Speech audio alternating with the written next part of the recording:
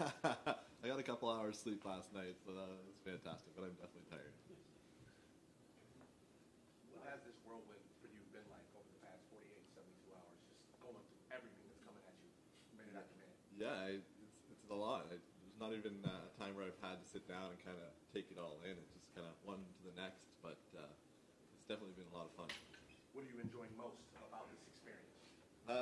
Just kind of going to meet a bunch of new people and how great they are and how positive everybody is about the whole situation. Very receptive. It's fantastic.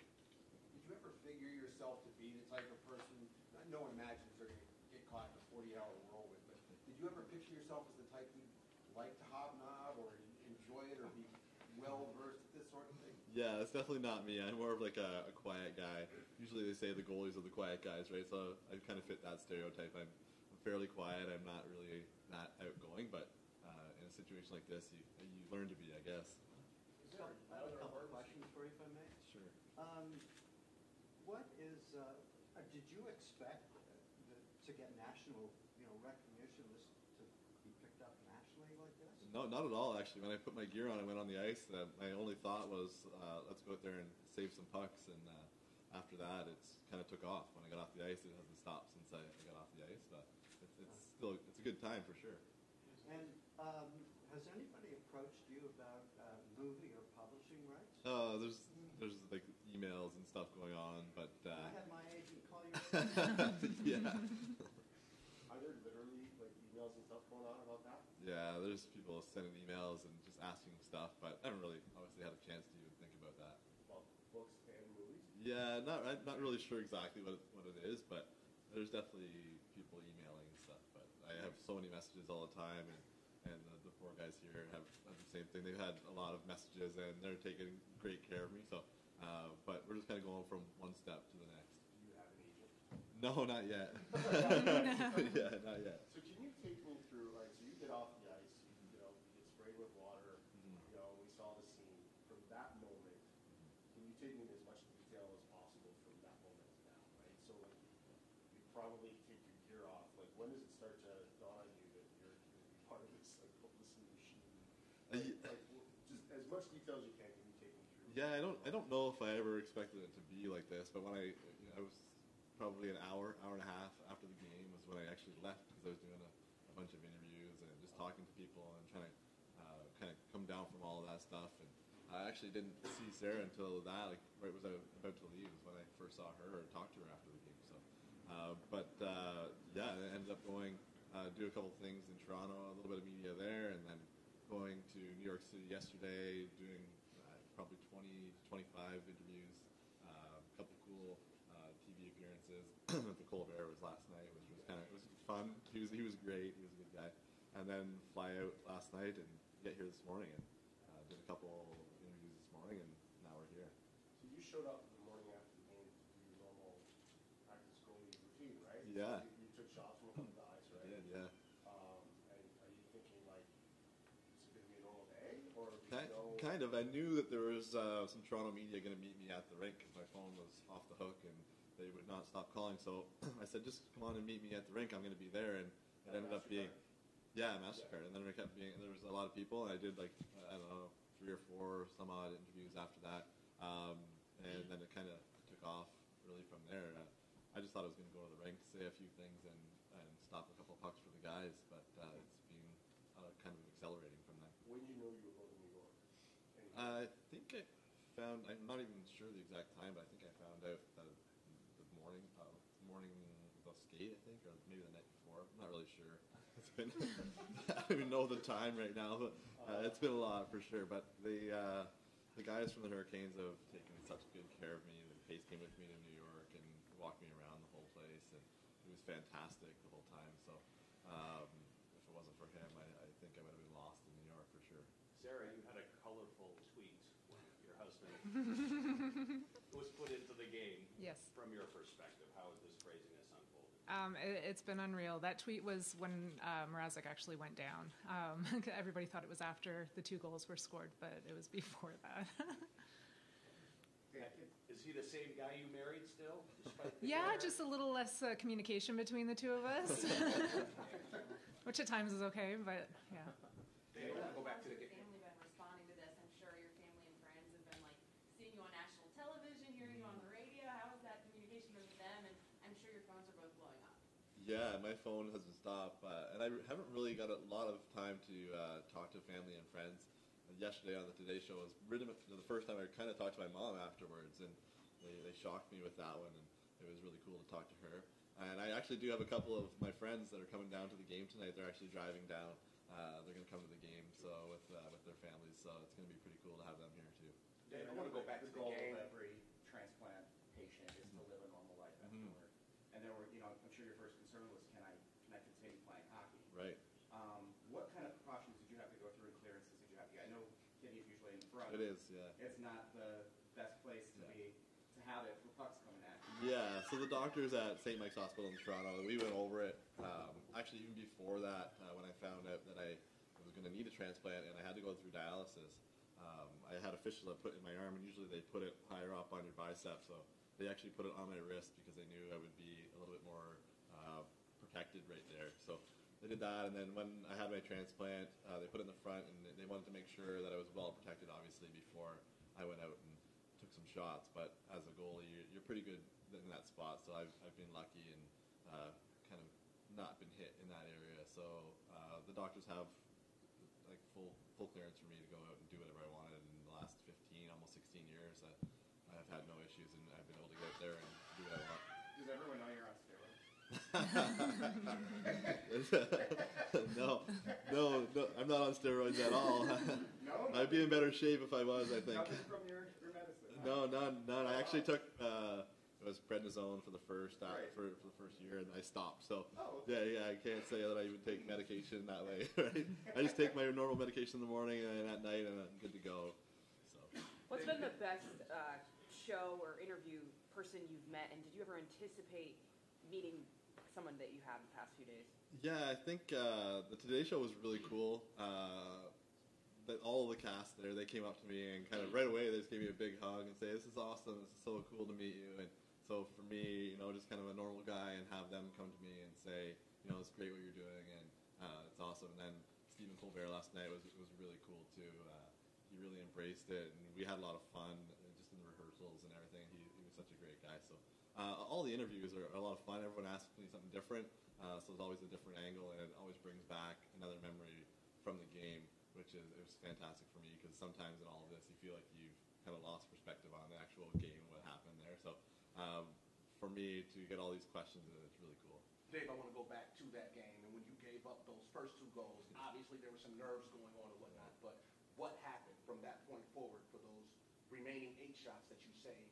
What was the difference between those 8 shots and those first two that you had to? Yeah, the first two were definitely tough, because I'm on the ice with the Leafs guys quite often, so I know a lot of the players. And I think the first one I kind of was kind of guessing where he was going to go based on where he normally scores on me. So that's not his normal spot. So he fooled me a little bit there. And then the second one I didn't really have much of a chance on. I just kind of looked up at the scoreboard, and I just said to myself, like, we need to make a save here. You can't go out and embarrass yourself like this. So, and then a couple of players come to me and they say, don't worry about it. Just let in 10 goals. We don't care. Just go out there, have a lot of fun with it.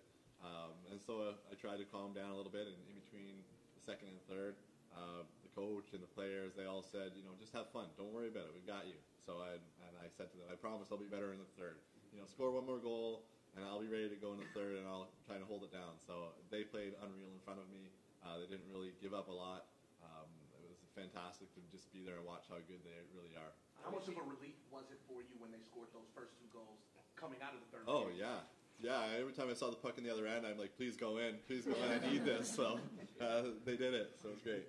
Those are your guys. When you show up at night, obviously your job is the emergency backup. So there's 2 things going on. There's only one way for you to get into the game.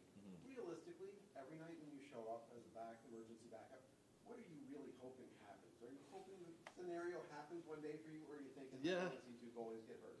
No, the first couple of times I had to go get dressed, and you're kind of unsure if you want to handle it or if you can handle it. And even though I'm on the ice all the time with them, it's going to be a different scenario. But then after I've dressed, that was the 4th time that I dressed, and we talked about it, and I said it would be great if I could actually get in there. You know, I'm confident in myself that I can go in there and not kind of make a fool of myself, and I could play. So I was excited to get in. I was waiting for an opportunity to go, and I said if it ever happens again, I don't think I'll be as nervous. I'd be a little bit more confident in knowing what I'm up against in an actual game situation. How many times games you think you've been the emergency goalie? You said that's the fourth time you've dressed. Yeah, that's the fourth time I've dressed, and I've been there for the last 3 years. So. Leeds home game for the last 3 years. Yeah, I didn't do every single one of them this year because I'm coaching a hockey team as well, and I didn't really have time to practice in the morning and go to my work and then go to the Leaf game and coach. So it was a lot for me. I think I've done 25 or 30 games maybe this year. I did every single game last year, and I did probably 25 or so the year before that. So it's been a lot. Where are you usually sitting? We stand right at the top corner every time. I love the perspective. You see everything happening. What section? 317. There's a 317 number on the actual rink there. We stand right underneath it every single game. You standing room every game? Every time, yeah. Well, isn't that not great for your legs? Yeah, there's some days your feet are sore for sure, but I like it. I don't mind at all. I find in Toronto, if you're in the upper deck area, the seats are kind of squishy, and people are in and out the whole time. So if you're standing, you can kind of move around and kind of keep your legs. You stand together every game. Yeah. That's kind of the deal, right? You get free tickets to Yeah. emergency goal, right? Right. And that's mostly what you thought you'd ever get out of it. That's pretty much. I thought we'll get basically my friends call it. You've got season tickets to go watch the Leafs, right? So. What are the few times that you dressed? This year when Freddie Anderson got hurt with his neck, which was maybe 3 weeks ago or so. Okay. Yeah. And then Bernier went down with Detroit in Toronto this year, and then last year I think Crawford got sick in the middle of a game for Chicago. Did you get jerseys for them? No, they had jerseys there, but he didn't get to keep them. Name on the back. No, actually, I dressed for Charlotte on the first in Toronto when I practiced with the Marlies in the morning, and the goalie was sick, so I ended up dressing for Charlotte, which was kind of cool. Were you ever actually on the bench? Well, I was on the bench, but where they put their goalie at that arena, it's right by the Zamboni door. So yeah, for Charlotte. So the other NHL games, did you ever actually go? You were in the back. Right? Yeah, I was in the back with the Leafs. I kind of stayed. They know me pretty well. I didn't actually go into the room itself. I just kind of stayed in the room just off of the dressing room. Okay. To see a guy like Andrei Svechnikov tweet at you like, "Well done, my brother," and we know you're a Leafs fan, but what does that mean to have someone as good a player as him, congratulate you, and what does this Carolina Hurricanes program now mean to you? It was so cool. They came to me after, and they waited as I was talking to somebody, and they just walked over and said, "Hey, can we get our picture with you?" And that, to me, that was super cool to have them just acknowledge me like that, and the whole team, every single guy, when they came in afterwards, or even during the intermission, or even during the game, just being so positive and so cool. And I think it's a testament to hockey in general. And everywhere I've played with a lot of guys and trained with a lot of guys, and they're all, you walk into the room, and even if they don't know you, they treat you as like you're one of their brothers, and they take you right under their wing, and it's just a big culture, and they're great. Everyone's been great to me. When do you think you'll drink the wine that you were given by the team? I don't think I'm ever going to open that bottle. That was a really cool gesture. He obviously didn't have to do that, and it was, the quote that's on there is fantastic. That thing's on the mantle right now. Now that you got a taste, are you itching to get back in, or is there a part of you that hopes you don't get back in so you can hold on to your perfect record? No, I'm ready to go. I want to get back in there for sure. Sarah, are you surprised how comfortable you've been with all of this? I'd say yes. At the beginning, I thought it was going to be a little bit rusty, but he was really good. He's so articulate, and when it comes to talking to people, he's been really fantastic. I think it shocked a lot of our friends and our family. I've had a lot of people message me saying that they can't believe how well he's doing. Have his interviews gotten better over the last? Yeah, and he's coming up with new things. With me, it's always the exact same thing over and over again, but he's doing so great with it. Sarah, were you still standing in the same spot, 317, when he goes in? It was a mixture of standing and kneeling, and yeah. So you're literally in your usual spot. Yep. And like, as much detail as you can, describe for me that when Isaac gets hurt, now you know like he's coming in. Like, Yeah. what's your heart doing? Like, what are your emotions as you're waiting and then you see him come out Well, it was like an eternity watching the guys just standing on the ice. Mrazek had already gone off, and I'm thinking, okay, what's going on? Like, is Reimer coming back, or what's happening? And it felt like forever for him to get on the ice, and then he stepped on. And I actually grabbed the guy who I didn't know beside me and screamed, "That's my husband." Which just, it was like a wave. Then everybody in our area knew they were coming up, and people had brought me beers and everything to try to calm me down. Yeah, but no, it was a crazy experience. I said, I think I've gone through every single emotion, from fear to I was so proud, I was so excited. Those 2 goals went in, and the guys, everybody was cheering. They're like, sorry. And I'm like, no, it's okay. I'm like, he'll be fine. Did you stay in that spot the whole rest? For most of the period, I went down and sat a little bit closer. One of the ushers there, she's always great to us, so she called me on down and said, come sit down here beside me. And I sat down for the first time, which was really, really good. But I didn't want to leave for a chance of or fear of missing something. How did you get downstairs? Like, were you able to get downstairs after the game? So after, when he gets... No, when he gets called down for regularly, like when he has to go down, we have a little meeting area right outside the players' doors that I just go and I meet him at, and they had arranged that I went in the back way, and he took me into the dressing room and that. So when did you see him? And without getting too personal, what was that, for both of you, what was that moment like when you first saw each other after? Well, it was about, I guess, an hour and a little bit after the game, and he had said, we were trying to text message, and I knew he was chaotic at that time.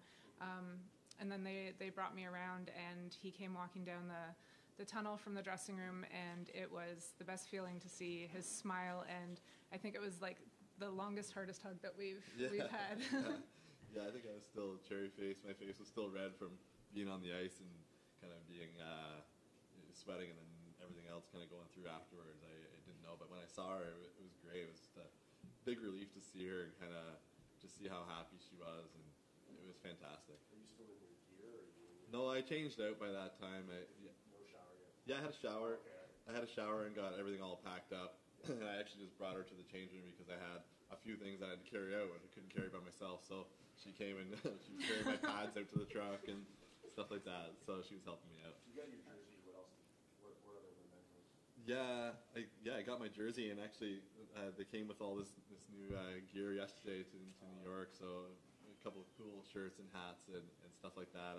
They took my stick yesterday, or after the game. They put it in the Hall of Fame because I broke a record there, which was cool. I didn't expect that, and that was really good. And obviously, got that ball from Roddy was fantastic. And Reimer gave me a stick that says "Thanks for holding the fort." So that was really cool too for him to come over and be like that to me. So What was your best save? For both of you? Sure. If, as you go into the future, and I don't know your feelings on fate, destiny, and divine intervention, but is there something bigger out there for you now that maybe you've been selected to do? No, not really. I think I'll be going back to work on Thursday morning and back in the net in the stands on Saturday night as an emergency goalie for Leafs, and that's pretty much as far as I've even looked ahead, really. Motivation, speaking. Well, no. So St. Michael's Foundation in Toronto, where I had my kidney transplant, I am doing a few speaking things, which was set up before this. They've actually contacted me since to do another one, but it was just something that's really close to me, obviously, having a transplant. I want to make sure that everyone else knows, just because you have a kidney transplant or something like that, it's not the end of the world. And for me, that's really, really huge. Obviously, if I didn't have my transplant, I wouldn't be here, and the doctors and the medication and all the technology that goes into it. I know a lot of people fall into maybe even a depressed state or so on. And I fell into that too when I had my kidney transplant. I thought, no hockey, what am I going to go into? This is, kind of a shock to me. And for me to be able to speak to other people and say, it's kind of like a little phase. There's always someone there to help you. There's always someone there that's going to support you. And there's always a way for you to get to where you want to be and even beyond where you want to be. For me, that's huge. And if I can speak to anybody and help turn someone around or give them some kind of positive motivation, I'm all for it. Tonight, sounding the siren, have you seen people do it in the past video, and have you heard of how loud this place gets, and have you imagined that moment? Yeah, everyone said that this is a siren thing, and it's really huge and really loud, and everyone gets crazy here. So I can't wait. This is going to be so much fun. I just hope that I'm doing it right. So I got to watch a few videos before I do it. Right? Make sure you crank it hard. Yeah, that's what I've heard. People are like, get your arm ready. So Have you ever been to North Carolina before? it is my first time here. Yeah, it's my first. You just talked about the kidney inspiration. Mm-hmm. Is there, I don't want to make too much out of it if it's not there, but is that partly why enjoy this moment, enjoy the media, enjoy every little bit of it, right? I think that's a huge thing for me. Life at the fullest. Right. That's one of the biggest things about this whole kind of media thing that I really wanted to push home is that it's not necessarily about on the ice and what happened during that game because if I didn't have a transplant, I never would have got to that game. Obviously, the Carolina organization has been fantastic to me ever since I've been on that ice, and they've kind of supported everything that I've even kind of talked about. And for me, it's a great kind of platform just to get it out there and for everyone to realize that, like I said, you can still do whatever you want to do regarding what happens to you if you have a kidney transplant or whatnot. There's always someone that's going to help you out and move forward and really do what you want to do in life. What's the save you're going to remember? Was it the one on Austin at the corner, the one from the slot? When did you know you were locked in? I think so. Austin and I actually a couple days before that we did a video shoot together, and I know him fairly well. So we did a video shoot, and in the actual video shoot, he had to shoot low blocker. And the first 3 shots, I stopped all 3, and he said, "Come on, Dave, like let one in. I got to score for the commercial, right?" So, so when he came down, and I know him, I knew he was going to go short side blocker on me both times.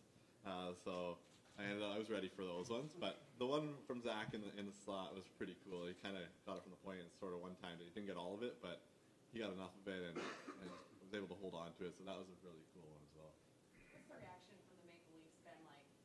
They're good. I haven't really talked to too many of them. A couple of the management have reached out and said they're proud of me and good work. And I saw a couple of the players the next day. William Nylander comes over, and I've known him since he was with the Toronto Marlies. And he came over and gave me a big hug. He's like, "Man, that was so awesome. I'm so proud of you." He goes, "Just so you know, I had the puck with under a minute to go, and across the blue, I was going to shoot it at you, eh?" And I was like, "Well, thanks for coughing it up. Appreciate it." Fan support, and all of them are cheering for you in their own arena. What does that mean? And for Sarah, you two sitting there like, they're cheering for my husband on the other team right now. Yeah, it was when I went out for the first star, which I had no idea I was going to get, and when they shoot me back out the tunnel to do first star, and the place is still almost full, and they're going crazy, which we've been there many times when the Stars are announced after a loss like that, not even that bad of a loss. You lose by 1 and everyone clears out, but so I was so surprised that people even stuck around, and it was really cool to see that the Toronto fans, even though it was a tough loss for them, they stuck around to see something like that. It's great. Toronto fans can be a little harsh at times, but you know they stuck around for me, and I'm so appreciative of that. Sarah, where were you at that moment? I was down a little bit lower, and I stuck it out, and I think I was on the phone to my mom at the time. Yeah, and because we were going back and forth, but I heard, I thought, okay, maybe the third star kind of thing, and then they did the 2 Hurricanes as the third and second star, and I thought, oh my gosh, like there's no way they're putting a Leaf as a first star in this one, so yeah. On the phone with your mom? I was on the phone with my mom, yeah, and I was screaming at the time. Do you remember what you said? No, I just know I was probably the loudest one in that building. Like I was, yeah. What's your mom's name? Maureen. Maureen, how do you spell it? Maureen. Her last name? Spinney. Spinney. Well, I've got it. Does your name have an H or no? Yes. Sarah with an H? Yep. Same last name? Yep. Oh, I had one other kind of random question for you. So you're doing like the media machine, I should say. I heard at one point, like, you're in the chair at Fox and Friends, getting your makeup done, and you're like doing an interview with Wingo at the time, right? Yeah. And then like you get done and they're like taking you on stage. You're still doing one interview while you're walking on stage to do that. Yeah, kind of. I just finished it as I stepped into the studio, but there was a few times where I went from one, and as soon as I got out of that one, I'm on the phone again to someone else, and we're walking down the street and up into the actual elevator. I was in the elevator on the phone, and I think I'm going to drop this call, which it didn't drop, but I got out of the top of the elevator, finished that one, went to another one. So These are like national interviews, right? yeah, consecutive. Describe that? Like, what It was, you don't really even think about it at the time. It was just so bang bang, and it's just one to the next and one to the next, and you don't really get a chance to even think about what you're doing. I had to ask a couple times, so who am I talking to now, before I even went on, and because I didn't have the itinerary in front of me. Pace had it with him, and he was like, "Hey, we're doing this, and we're doing this, and we're doing this." I said, "Okay," and he would just hand me the phone, and we'd start talking. So you didn't really have time to even think about it. So it was pretty neat. I had a good time with it. But I wish I had a little bit more time in between so that I could kind of gather my thoughts for sure. Do you think you'll ever get kind of a lifelong affiliation with the Hurricanes? Now, you'll always be a Leafs fan, but do you think this is going to kind of cement a relationship between you and the Hurricanes and maybe even their fans? Because this will be part of hockey lore forever. Absolutely. Like I said, they've treated me like gold since I stepped on the ice. All the players right off the hop, the coach, the management team, and all the guys, they've been fantastic to me. And how could you not be a fan of guys like that? Like this and the whole program and just the stuff I've read about all the fans here and how passionate they are about hockey and about the team and just in general. Like this is just a great place, and I can't wait today to even experience a little bit more of it. It's definitely going to be a lifetime fan. And when tonight are you open to being part of the Storm Surge? 100%. Yeah, we were just talking about that on the way here, and I'm like, oh, really? They would include me on that? So I would be all over that. Even if I had to slide like a penguin on the ice, I would right there. I'd do it. Are you sick of talking of this yet? And do you think you ever will? And are you fine with being known as the Zamboni guy that won? The Zamboni guy thing kind of stuck around when I was with the Toronto Marlies years ago, and I backed up in Rochester, and that's how they started it. The guy actually called me on the phone. He said, "Just so you know, I'm going to name you the Zamboni guy because everybody wants to read it when they see the Zamboni guy," which is, it's fine. I'm okay with it. I did drive a Zamboni, and I like to pride myself on making a good sheet of ice, so I'll take that. But definitely not tired of talking about it. Like I said, everyone asks different questions and different angles, so it always brings back different memories. It's great. Do you expect your life to get back to normal in any step? I'm hoping so. You are hoping? Yeah, definitely. Are you happy with this new level of fame? Like I said, I'm kind of a quiet kind of guy. We kind of live our lives just low key and go about it with the family and friends and stuff like that. And I just go out and I like to practice. And I was saying I just did it like to stay in shape and just kind of hang around the guys and stuff like that. I didn't ever think it would be like this. And I'm not really complaining about it, but it's not something I would want to do. Like the A-listers, I don't know how the celebrities and even the hockey players that have people following them all over the place. It can't be easy, that's for sure. When you hear Hall of Fame in your jersey and your name, Have you talked to Scott Foster at all? Yeah, he texted me actually. He reached out to Chicago and he got my phone number because they had it from when I dressed him last year. So he texted me and he said to me, "Man, I was standing in my living room cheering, clapping the whole time for you." He said, "I'm so proud. This is fantastic." So, yeah, he's a great guy. So did you guys know each other well at all before? I didn't even know him. He just reached out for me. He got my number and he sent me a text message and we kind of went back and forth and he was fantastic. He's such a good dude. It's kind of a neat fraternity for, I guess. Yeah, you know what? Yesterday I was skating Rockefeller and the Anaheim emergency goalie was there visiting in New York. And he comes up to me, and I had no idea who it was. He's like, "Dave," and I said, "Yeah." He's like, "I'm the Anaheim emergency goalie." And I said, "Really?" So he's going to reach out to me on Facebook because he wants to kind of get all the team's emergency goalies kind of in a little group so we can kind of just chat about things and how things are in different cities. So yeah, I'm not even in the group chat. I don't even check my Facebook yet, so I don't really know if he's even added me yet. But we'll definitely get to talking to them. when you hear your name and your jersey is We're going to wrap it up after this one. Thanks. affiliated with the Hall of Fame, I mean, is this going beyond whatever you imagined when you were in the middle of that third period and you saw the opportunity of, becoming a game-winning goaltender? Yeah. And now you're going to be affiliated with the Hall of Fame. Like, what does that mean? No, that's cool. Hall of Fame for hockey is, every hockey player's kind of dream. Obviously, you want to have some part of something you've done to be in the Hall of Fame. So if this little bit that I've accomplished here helps me out, that's fantastic. And obviously, I couldn't do it on my own. Like, the players obviously played an amazing game in front of me to be able to get me the win. So I give all the props to those guys for trying so hard. Thanks so much. Thanks, guys. Taking out time. We appreciate you. Thank you. Oh, okay. Yeah. No,